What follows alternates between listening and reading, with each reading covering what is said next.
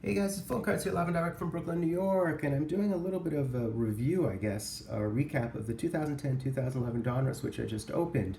Donruss is a bit of a low-end product, a sort of an old-school product. We see Stammer on the box. In this particular box, we have 10 cards per pack, 24 packs per box. Brief history of Donruss.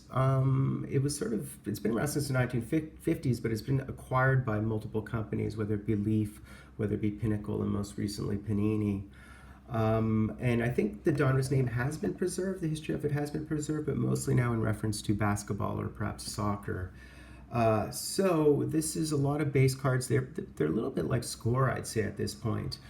2010-2011 is an interesting year because it is P.K. Subban's rookie year and Nazem Kadri's rookie year.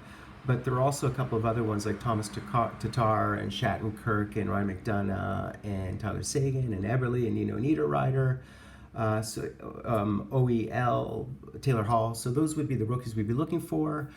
I think the box initially was probably in the $50 range, but I got it for $29.99, I believe. So what you get, as I said, you get 10 cards per pack, 24 packs per box. You are guaranteed 2 autos or memorabilia. So you can get a combination thereof, but you're guaranteed 2 memorabilia cards, one of which theoretically could be an auto. You do get 6 rated rookies. That's what the rookies are called. They're low-end rookies. You get 3 Boys of Winter. You get 2 Ultimate Drafts, sort of draft boards. And there are some Les Gardiens cards, which are acetates. Some Tough Time cards. And there are as well, there are some numbered memorabilia cards. But what was the other thing? There's Fans of the Game cards. And I think there are some die cuts, rare occurrences. So let me show you what I got, what you get within one of these boxes. As I said, it's nothing too exciting. You do get loads of base. I'll show you what the base looks like. So as I said, it looks a little bit like the Score. They're white, they're papery, there's a bit of gloss. I don't think there are any gloss parallels as far as I know. But the parallels are print proofs and die cuts would be the parallels. And the die cuts are printed of 30 and the print proofs are numbered to 100. So this is what the cards look like. Not bad, not bad. So you do get a chunk of the base. I've got some 3 stacks or 4 stacks of this much base. The base set is 250 cards, but above and beyond that, you do get the rated rookies, which is a 50-card set. And there are rated rookie autographs, but those are numbered to 100 or numbered to 75 or 25. So those are pretty rare. So let's see what we got. Let's see what we got in terms of our inserts. Okay, well, we'll start with the rated rookies. I did not do too well. Those 6 rated rookies I got were not the ones that we just listed. But as I said, anyways, they're low-end cards. It wouldn't be too difficult to buy the rated rookie set on eBay. So we got Bobby Butler, we got Carton Hutton, we have Justin Falk. So that's a sort of mid-link one. We did get Brock Trotter, who is a HAB prospect, or was a HAB prospect. And then this aisle, and we did get Nick Palmieri. So those would be the rated rookies. You're guaranteed 6 rated rookies, so of course we've got 6 rated rookies. There are cards that are called Fans of the Game by City, I would assume, and we got the Dallas one, so you see that's Mike Modena in the background, and that's Willa Ford, who would be a singer, I guess, who sings in Dallas. So she would be one of the Fans of the Games. Look up quickly who other Fans of the Games could potentially be.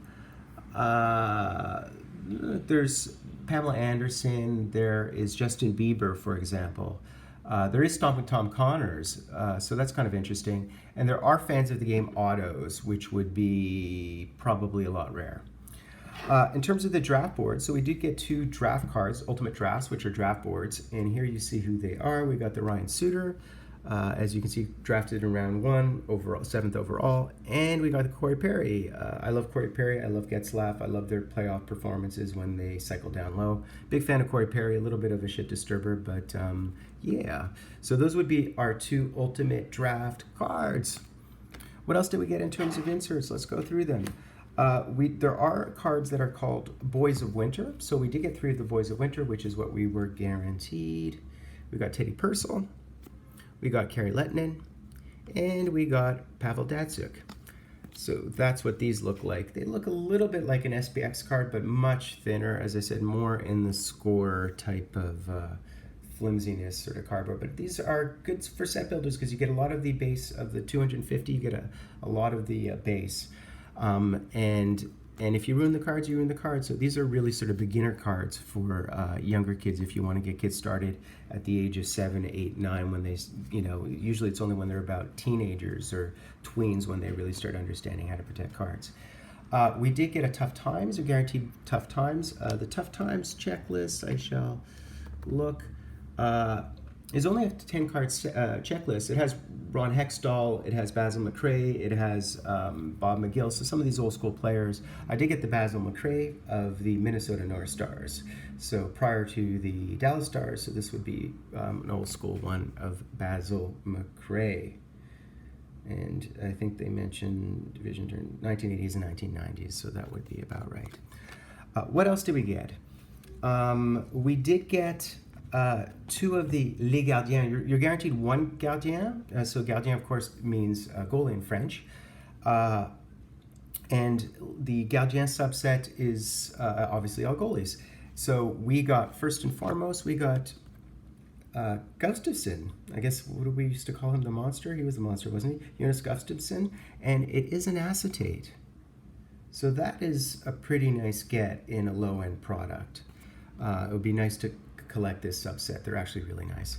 And we got a second one, even though we're only guaranteed 1, we got 2. And let me just see if I can find the entire subset of these. So the Gardien subset is a 15-card subset with Marty Brodeur, Luongo, Roy, Potvin, Fleury, Miller, Quick, Anderson, Howard, Curtis Joseph, Rask, and we got the Kipper. We got the Kippersoft. So that's great. He went on some great playoff runs, or a great playoff run, back when he was with Calgary. Yeah, so that would be 2 of Les Gardiens of the 15-card subset. Then, believe it or not, we did get a die cut. So the die cuts are parallels. You see that it's glossy. These cards tend to be a bit glossy. So the 208 would be the normal base 208, except it's a parallel. These happen to be, the die cuts happen to be short prints, very short prints, and you can see we got 16 of 30, if you can see that right there. So this is an actual die cut parallel. It's a little bit jiggy looking. I mean, as far as I'm concerned, it looks quite bizarre the way it's cut. It looks almost like it was cut by a kid. But this is what the die cuts look like. And so we do have a numbered one, and it's Antiniemi, which is great, which is a Montreal Canadiens goaltender. So that is cool. And of course, Antiniemi won the cup with Chicago. So that is cool. We did land a die cut. So now, in terms of our memorabilia, our last couple of cards, first we got this one. It's a Brandon Morrow. This is a Boys of Winter, and it is the Boys of Winter jersey card, memorabilia card. And that would be a black patch as far as I can tell.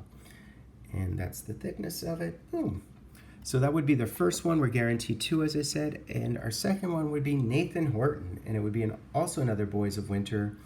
And it is a memorabilia card.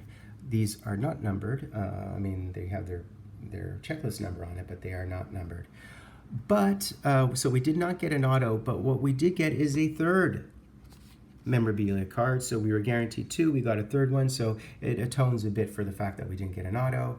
And this would be our third one, and it's a Jonas Gustafsson of the Leafs, which is kind of cool. It's always good to get a Leaf because people who, anyone who follows hockey knows how important the Leafs are to the game and how rapacious and rampant and excitable the Leafs fans are.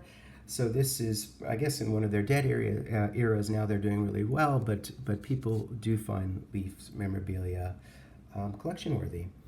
So what's interesting about that is how beautiful that patch is, how thick the card is. The patch, you can see it sort of pops out, the fabric sort of pops out. And because it's a patch, it actually is a parallel. It's one of the, or parallels, I guess you can say it's parallel, but it's one of the numbered ones because it's a piece of patch as opposed to just a piece of jersey.